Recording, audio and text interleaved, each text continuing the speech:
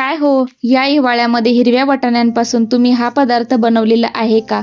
नसेलच तर हा व्हिडिओ स्किप न करता पूर्ण नक्की बघा. तर काय करायचं, पॅनमध्ये जिरं, धने छान असे भाजून घ्यायचे. त्यानंतर हिरवे वाटाणे, हिरव्या मिरच्या, त्यानंतर लसण पाकळ्या सुद्धा टाकून छान असं भाजून घ्यायचं. आता हे दोन्ही वाटण मिक्सरमध्ये बारीक वाटून घ्यायचे.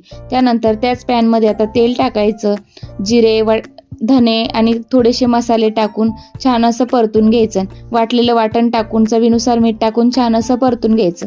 आता काय करायचं, 2 कप मैदा, चवीनुसार मीठ, थोडंसं तेल आणि ओवा टाकून छान असं पीठ असं भिजून घ्यायचं. त्यानंतर आता आपल्याला वाटणाचे असे गोळे बनवून घ्यायचे. त्यानंतर आता पिठाची छोटीशी पारी लाटून त्यामध्ये हा गोळा टाकून छान असं बंद करून घ्यायचं. आता या अशा पद्धतीने आपल्याला कचोरी लाटून घ्यायची. बघा, खुसखुशीत कचोरी तयार आहे. तर अशाच नवीन रेसिपीसाठी आपल्या चॅनलला लाईक, शेअर, सबस्क्राईब करा. धन्यवाद.